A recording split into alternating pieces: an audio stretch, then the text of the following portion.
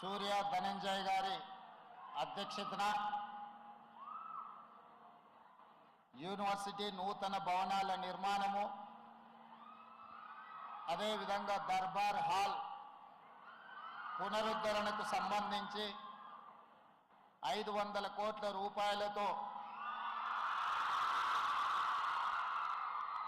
అంతర్జాతీయ మహిళా దినోత్సవ సందర్భంగా ఒక పండుగ వాతావరణంలో 6500 మంది సోదరీమణుల సమక్షంలో ఈ కార్యక్రమాన్ని నడుపుకోవడం చాలా సంతోషకరమైన శుభదినం. ఈ కార్యక్రమంలో నాతో పాటు హైదరాబాద్ పార్లమెంట్ సభ్యులు అసదుద్దీన్ ఓవైసీ గారు, హైదరాబాద్ ఇన్ఛార్జ్ మినిస్టర్ మిత్రుడు పొన్నం ప్రభాకర్ గారు, హైదరాబాద్ మేయర్ గద్వాల విజయలక్ష్మి గారు, డిప్యూటీ మేయర్ గారు, రాజ్యసభ సభ్యులు, శాసనమండలి సభ్యులు, శాసన సభ్యులు, ప్రభుత్వ ఉన్నతాధికారులు, అదేవిధంగా యూనివర్సిటీల వివిధ తెలంగాణ రాష్ట్రంలో ఉన్న వివిధ యూనివర్సిటీల వైస్ ఛాన్సలర్స్, ముఖ్యంగా వీరనారి చాకలి ఐలమ్మ యూనివర్సిటీ విద్యార్థినులందరికీ మనస్ఫూర్తిగా అంతర్జాతీయ మహిళా దినోత్సవ సందర్భంగా శుభాకాంక్షలు తెలియజేస్తున్నా.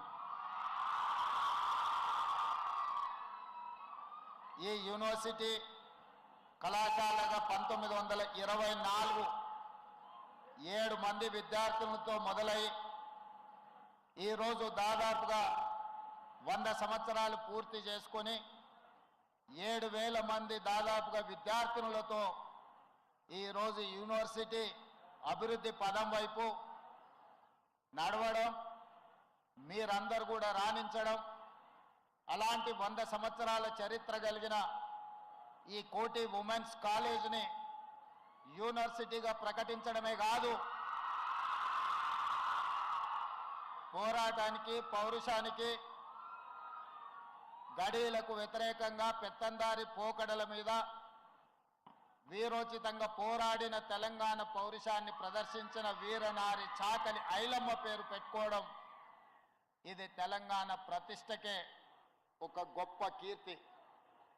ఆనాడు ఘడీలకు, దొరలకు, నిజాంలకు వ్యతిరేకంగా పోరాట స్ఫూర్తిని ప్రదర్శించిన ఒక వీర మహిళ పేరు మీద ఈరోజు యూనివర్సిటీని ప్రారంభించుకోవడం, ఆ యూనివర్సిటీకి చాకలి ఐలమ్మ గారి పేరు పెట్టడమే కాదు, ఈ 100 సంవత్సరాల చరిత్ర కలిగిన యూనివర్సిటీకి 500 కోట్ల రూపాయలు ఈరోజు అభివృద్ధి పనుల కోసం నిధులను మంజూరు చేయడం నాకు చాలా సంతోషాన్ని, చాలా ఆనందాన్ని ఇచ్చిన ఈరోజు మీ అందరికీ నాది ఒకటే విజ్ఞప్తి, అంతర్జాతీయ స్థాయి యూనివర్సిటీలతో మీరు పోటీ పడాలి.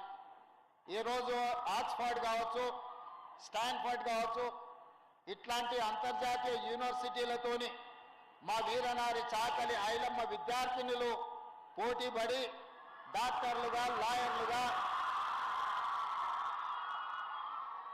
ఇంజనీర్లుగా, ఐఏఎస్లుగా, ఐపీఎస్లుగా వివిధ హోదాలలో రాణించడమే కాదు, శ్రీ రాజీవ్ గాంధీ గారి కన్న కలలు మహిళలకు రాజకీయాలలో రిజర్వేషన్లు ఉండాలి అని మొట్టమొదట స్థానిక సంస్థలలో మహిళా రిజర్వేషన్లను నాడు తీసుకొచ్చిండు. ఆ మహిళా రిజర్వేషన్లలో భాగంగానే హైదరాబాద్ మేయర్గా గద్వాల విజయలక్ష్మి గారు ఈరోజు మీ ముందు ఉన్నారు. స్థానిక సంస్థల నుంచి చట్టసభలలో మహిళా రిజర్వేషన్లు తీసుకురావాలని రాజ్యసభలో ఆనాడు శ్రీమతి సోనియా గాంధీ గారి నేతృత్వంలో రిజర్వేషన్లను అమలు చేయాలి అని బిల్లు ఆమోదించి ఈ మధ్యకాలంలో లోక్సభలో కూడా మహిళా రిజర్వేషన్ ఆమోదం పొందింది. రాబోయే ఎన్నికల్లో అది శాసనసభ కావచ్చు, పార్లమెంట్ కావచ్చు, 33% మహిళలకు అసెంబ్లీలో, లోక్సభలో సీట్లు ఇచ్చే పరిస్థితి వస్తుంది. ఖచ్చితంగా 33%లో మీరు ఉండాలి. మీలో ఉన్న నాయకత్వ లక్షణాలను పెంపొందించుకోవాలి. ఈ తెలంగాణ రాష్ట్రానికి దేశానికి ప్రజా ప్రతినిధులుగా చట్టసభలలో మీరు అడుగు పెట్టాలి అని నేను బలంగా ఆకాంక్షిస్తున్నాను. ఈ దేశం అభివృద్ధి పదం వైపు నడవాలి అంటే మహిళల భాగస్వామ్యం పెంచాలి. ఈ దేశానికి ప్రధానమంత్రిగా శ్రీమతి ఇందిరాగాంధీ గారు, రాష్ట్రపతిగా ప్రతిభా పాటిల్, లోక్సభ స్పీకర్గా మీరా కుమార్, ఈ విధంగా చెప్పుకుంటూ వెళ్తే 25 సంవత్సరాలు కాంగ్రెస్ పార్టీ అధ్యక్షురాలుగా శ్రీమతి సోనియా గాంధీ గారు మహిళలు బలమైన నాయకత్వాన్ని అందించిన చరిత్ర ఈ దేశానికి ఉన్నది. మహిళలకు అవకాశం వస్తే నిరూపించుకోవడం. ఈరోజు తెలంగాణ రాష్ట్ర చీఫ్ సెక్రటరీగా శాంతి కుమార్ గారు ఉన్నారు. మీ ఎడ్యుకేషన్ సెక్రటరీగా యోగితా రాణా గారు ఉన్నారు.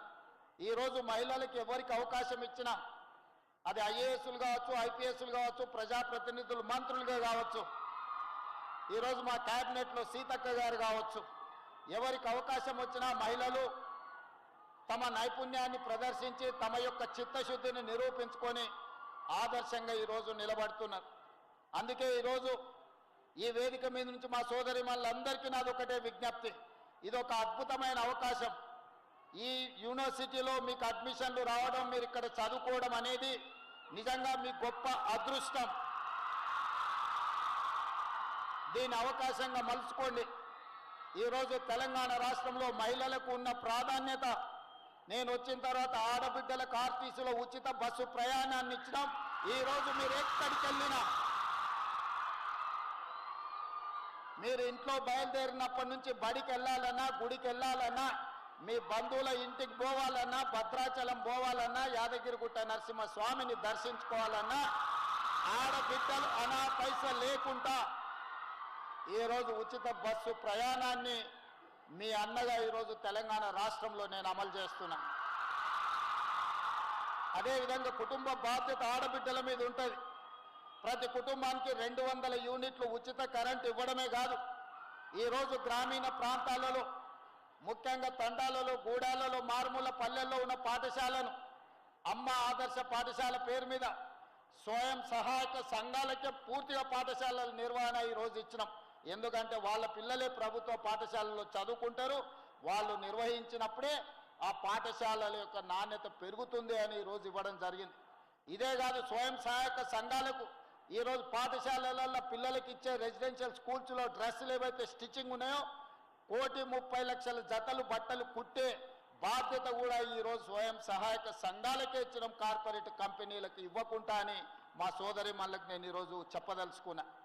ఈరోజు ప్రభుత్వం వైపు నుంచి ఆడబిడ్డల్ని వంటింటి కుందేలుగా కాదు, ఆడబిడ్డలు కూడా ఎంటర్ప్రినర్స్గా రాణించగలుగుతారు, వ్యాపారాలు చేయగలుగుతారని ఈరోజు ఆర్టీసీలో మా పొన్నం ప్రభాకర్ గారి శాఖలో 1000 ఆర్టీసీ ఎలక్ట్రిక్ బస్సులు స్వయం సహాయక సంఘాలకు కొని ఈరోజు మనం అంకితం చేయబోతున్నాం.